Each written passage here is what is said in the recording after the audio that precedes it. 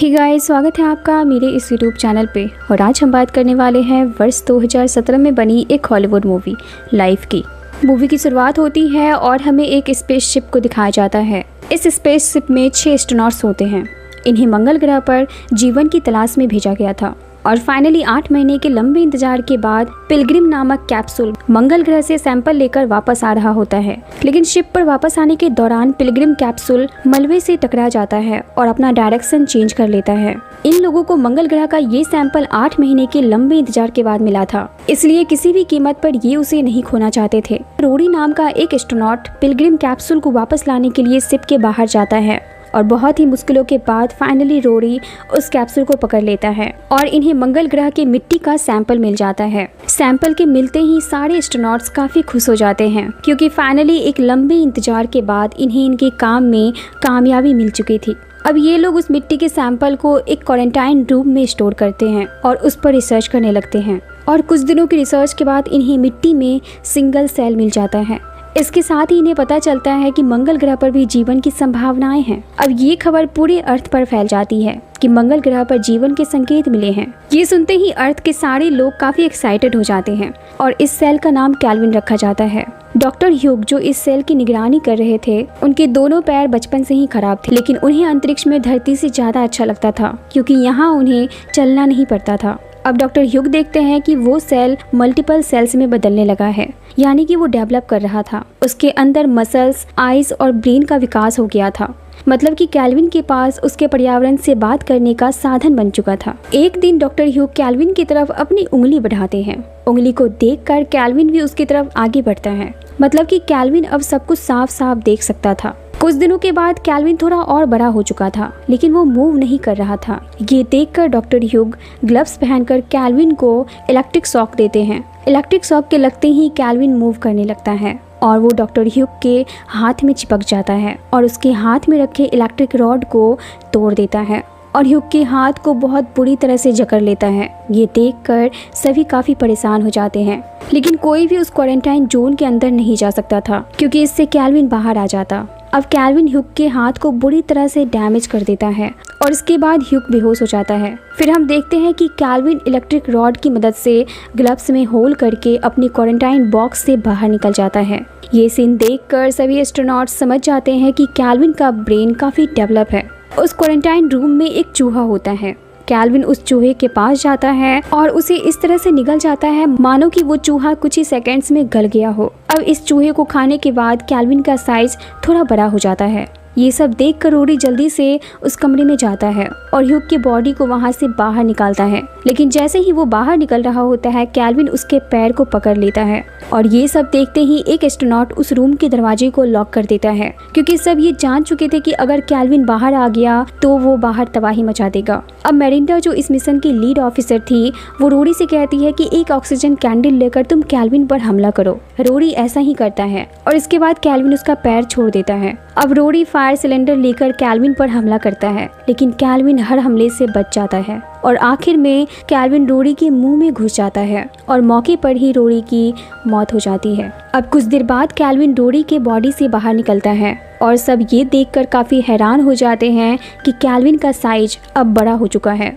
और अब वो उस क्वारंटाइन रूम से जहां उसे रखा गया था वहां से निकलने के लिए रास्ता ढूंढ रहा है। इससे हमें पता चलता है कि कैल्विन काफी चालाक दिमाग का जीव है। ये देखकर शिप के सारे एस्ट्रोनॉट्स उस रूम के सारे सिस्टम को बंद करने लगते हैं ताकि कैल्विन को बाहर निकलने से रोका जा सके। लेकिन अपने चालाक दिमाग की मदद से कैल्विन एक होल के द्वारा उस कमरे से बाहर निकल ही जाता है। अब सारे क्रू मेंबर्स काफी परेशान हो जाते हैं, इसलिए अब वो ये जानकारी धरती पर भेजने की सोचते हैं। लेकिन जैसे ही वो अर्थ से कम्युनिकेट करने की कोशिश करते हैं, उन्हें पता चलता है कि धरती से उनका संपर्क टूट चुका है। तभी उन्हें पता चलता है कि इस शिप का ट्रांसमीटर फेल हो चुका है और उसे बाहर जाकर ही ठीक करना पड़ेगा। ये सुनते ही डॉक्टर कैट कहती है कि मैं इसे ठीक करूंगी क्योंकि रोरी के बाद मैं ही इस काम में क्वालिफाइड हूँ। अब डॉक्टर कैट उस शिप के बाहर जाती है और उस कम्युनिकेशन डिवाइस तक पहुंच जाती है और जैसे ही वो उस कम्युनिकेशन डिवाइस के कूलिंग पाइप को खोलती है, कैल्विन उसके अंदर से निकलता है और कैट के पैर को जकड़ लेता है और उसके सूट के अंदर घुसने की कोशिश करता है। लेकिन एस्ट्रोनॉट के सूट को काफी मजबूती से बनाया जाता है, इसलिए वो उसके सूट के अंदर नहीं घुस पाता। अब जैसे जैसे कैल्विन कैट के सूट को जोर से जकड़ने लगता है, कैट के सूट का कूलेंट वाला पाइप जो स्पेस सूट को ठंडा रखता है वो टूट जाता है, जिससे कैट के हेलमेट में पानी भरने लगता है। इसलिए अब कैट अपनी जान बचाने के लिए जल्दी से शिप के दरवाजे की ओर भागती है और जैसे ही वो शिप के दरवाजे के पास आती है, दूसरी तरफ से डेविड भी आ जाता है। अब यहाँ पर शिप का दरवाजा तभी खुलता जब अंदर और बाहर दोनों तरफ से हैंडल को घुमाया जाता। इसलिए डेविड कैट को हैंडल को बाहर से घुमाने के लिए कहता है, लेकिन कैट ऐसा नहीं करती। वो हैंडल को अपोजिट डायरेक्शन में घुमाने लगती है क्योंकि कैट जानती थी कि कैल्विन उसे नहीं छोड़ेगा और उसके अंदर जाते ही कैल्विन भी अंदर चला जाएगा और एक बार वो अंदर चला गया तो वो किसी को भी जिंदा नहीं छोड़ेगा। इसलिए वो कैल्विन को लेकर अंतरिक्ष की गहराई में जाने लगती है। लेकिन यहाँ पर कैट का अंदाजा बिल्कुल गलत साबित होता है क्योंकि कैल्विन अब काफी सातिर हो चुका था। इसलिए जैसे ही वो खुद को शिप से दूर जाते हुए महसूस करता है, वो शिप पर छलांग लगा देता है। अब इन सभी को पता होता है कि शिप में सिर्फ एक ही रास्ता बचा हुआ है जिसके द्वारा कैल्विन शिप के अंदर आ सकता है और वो होता है थ्रस्टर, जहाँ से शिप के इंजन का हीट बाहर निकलता है। अब बचे हुए सारे क्रू मेंबर्स डिसाइड करते हैं कि कैल्विन जैसे ही थ्रस्टर के अंदर आएगा वो उस थ्रस्टर के इंजन को स्टार्ट कर देंगे, जिसके कारण कैल्विन जलकर मारा जाएगा। अब ये लोग बार बार थ्रस्टिंग के द्वारा कैल्विन पर अटैक करने की कोशिश करते हैं, लेकिन चालाक कैल्विन हर हमले से बच जाता है और आखिर में इन्हें पता चलता है कि शिप का फ्यूल अब कम होने लगा है, जिसके कारण शिप धरती की ऑर्बिट की तरफ बढ़ने लगा था। लेकिन ये लोग किसी भी कीमत पर कैल्विन को धरती पर लेकर नहीं जा सकते थे क्योंकि इन्हें पता चल चुका होता है कि कैल्विन काफी खतरनाक जीव है और अगर वो धरती पर पहुंच गया तो वहां तबाही मचा देगा। इसलिए अब ये लोग थ्रस्टिंग करना बंद कर देते हैं। इसी दौरान बचे हुए क्रू मेंबर्स को पता चलता है कि कैल्विन को अगर सही एटमॉस्फेयर और हवा ना मिलो तो वो बहुत जल्द मारा जाएगा। इसलिए अब ये लोग डिसाइड करते हैं कि शिप के सारे ऑक्सीजन सप्लाई को बंद करके खुद को एक कंपार्टमेंट में सील कर लेंगे और बिना लाइफ सपोर्ट के कैल्विन कुछ ही देर में मारा जाएगा। और ये लोग एक कंपार्टमेंट को सील करने लगते हैं। लेकिन इसी दौरान ह्यूग की तबीयत अचानक बिगड़ने लगती है। ये देखकर सभी काफी परेशान हो जाते हैं और देखते ही देखते ह्यूग बेहोश हो जाता है।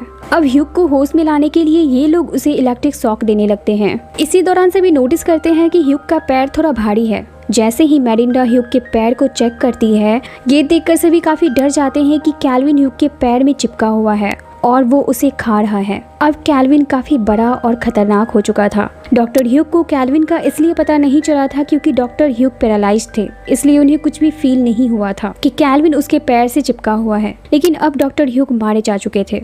कैल्विन से बचने के लिए अब बाकी बचे एस्ट्रोनॉट्स वहां से भागते हैं। डेविड और मेरिंडा एक चैम्बर के अंदर चले जाते हैं, लेकिन सो चैम्बर के अंदर नहीं जा पाता, इसलिए वो अपने स्लीपिंग कैप्सूल में जाकर खुद को बंद कर लेता है और पीछे से कैल्विन सो के पास आ जाता है और उसके स्लीपिंग कैप्सूल पर लगातार हमला करने लगता है। लेकिन वो कैप्सूल काफी मजबूत था। वहीं दूसरी तरफ हमें मेरिंडा और डेविड को दिखाया जाता है जो डॉक्टर ह्यूग की बॉडी को कैल्विन को अपनी जाल में फंसाने के लिए यूज करते हैं। अब जैसे ही कैल्विन डॉक्टर ह्यूग की बॉडी के पास उसे खाने के लिए आता है, डेविड उस चैम्बर को बंद कर देता है। तभी डेविड की नजर एक स्पेसशिप पर पड़ती है। वो स्पेसशिप इन लोगों के स्पेसशिप को अंतरिक्ष की ओर धकेलने के लिए अर्थ से भेजा गया था। कैल्विन के खतरनाक हमले के बारे में इन लोगों के द्वारा भेजे गए एक इमरजेंसी मैसेज के द्वारा अर्थ पर साइंटिस्ट को पता चल चुका था कि कैल्विन कितना खतरनाक जीव है। इसलिए वो नहीं चाहते थे कि कैल्विन जैसा खतरनाक जीव किसी भी सूरत में अर्थ पर आकर मानव जाति के लिए एक खतरा बन जाए। इसलिए इनके स्पेसशिप को अंतरिक्ष के किसी कोने में धकेलने के लिए